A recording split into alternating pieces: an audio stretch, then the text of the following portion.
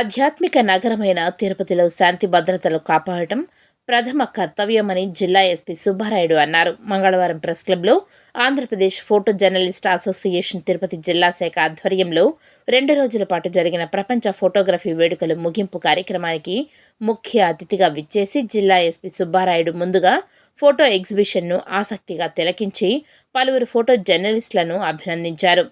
ఆధ్యాత్మిక నగరమైన తిరుపతిలో నిత్యం ప్రముఖుల రాకపోకలు ఉంటాయని, వారందరినీ ఫోటోలు తీయడం ఫోటో జర్నలిస్టులకు ఒత్తిడితో కూడుకున్న పని అని అన్నారు.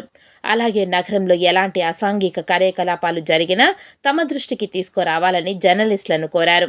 ఫోటో జర్నలిస్టులు వృత్తి నైపుణ్యం పెంపొందించుకోవాలని సూచించారు. విధి నిర్వహణలో జర్నలిస్టులకు ఎలాంటి ఇబ్బందులు తలెత్తినా తన దృష్టికి తీసుకురావాలని తెలిపారు. తిరుపతి జిల్లాలో ఫ్రెండ్లీ పోలీసుకు ప్రాధాన్యత ఉంటుందని తెలిపారు. అనంతరం ఫోటో జర్నలిస్టులను సత్కరించి జ్ఞాపికలు అందజేశారు.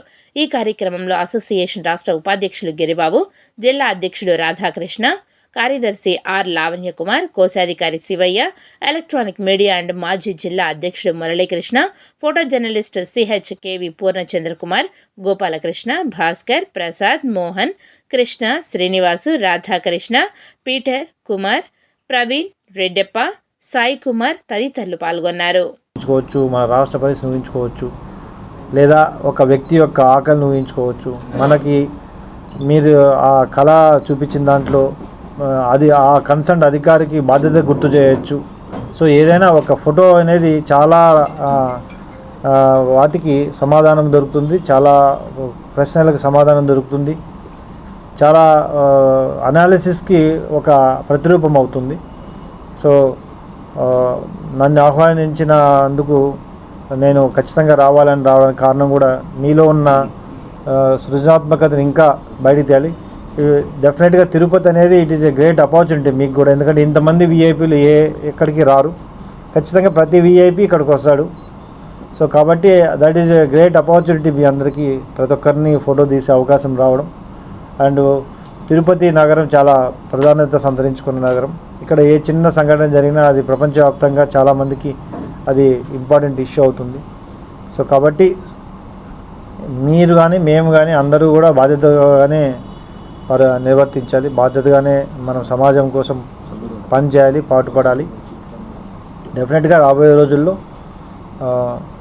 తిరుపతి మంచి ఇప్పుడున్న దానికి ఇంకా మెరుగైన లా అండ్ ఆర్డర్ని, మెరుగైన మంచి శాంతి భద్రతలు నెలకొల్పడానికి మీ అందరి సహకారము, ప్రజల సహకారంతో ముందుకెళ్ళడం జరుగుతుంది. అంతేకాకుండా రాబోయే రోజుల్లో అందరూ కూడా ఫ్రెండ్లీ పోలీసింగ్లో భాగంగా ప్రతి ఒక్కరికి గౌరవించడం జరుగుతుంది. అదేవిధంగా మీ అందరూ కూడా సహకరించి సమాజంలో జరుగుతున్న కొన్ని ఏవైతే యాంటీ సోషల్ ఎలిమెంట్స్ ఉంటాయో వాటిని ఖచ్చితంగా మా అధికారుల దృష్టికో మీరే ఫస్ట్ ఎక్కువగా తిరుగుతుంటారు కాబట్టి మీరు కూడా one of the part of ఒక నిఘా వ్యవస్థ కాబట్టి ఆ నిఘా వ్యవస్థలో భాగంగానే మీరు ఇవన్నీ అబ్జర్వ్ చేస్తుంటారు. రేపటి సమాజాన్ని మీరు నిద్రలేపడానికి ప్రయత్నిస్తుంటారు. ఆర్గ్యుమెంట్ చేయకుండా మేము ఆ రోజున ఎస్పీ గారికి కూడా మా కంప్లైంట్ కూడా ఇవ్వడం జరిగింది. అట్లీస్ట్ మేము కంప్లైంట్ ఇవ్వడానికి పోతే కూడా మమ్మల్ని అక్కడికి కూడా పోనీయకుండా కంట్రోల్ చేసి మిస్గైడ్ చేసి ఆ కంప్లైంట్ కూడా ఇవ్వకుండా చేశారు సార్. మేము కూడా పార్ట్ ఆఫ్ పబ్లికే సార్. మేము కూడా మీతో పాటు మీరు వృత్తి ధర్మం నిర్వహిస్తే మేము కూడా అదే దీంట్లో ఉంటాము. దయచేసి మమ్మల్ని వేరుగా చూడకండి అనేది మేము ముందుగా మిమ్మల్ని రిక్వెస్ట్ చేసేది. మీరు వచ్చిన తర్వాత ఈ వాతావరణం బాగుంటుంది సార్. మీకు పోలీసు సంబంధించినటువంటి బాధ్యత మాకు కూడా ఉంది సార్. మేము ఏం చేయాలనేది మీకు సమాచారం ఇవ్వడం, ఏదైనా నేరం సంబంధించినవి కానీ, ఈ యాంటీ సోషల్ ఎలిమెంట్స్ గురించి మాకు తెలిసిన సమాచారం కానీ, ఇల్లీగల్ యాక్టివిటీస్ గురించి కానీ ఖచ్చితంగా మేము మీ సమాచారం ఇస్తాం సార్.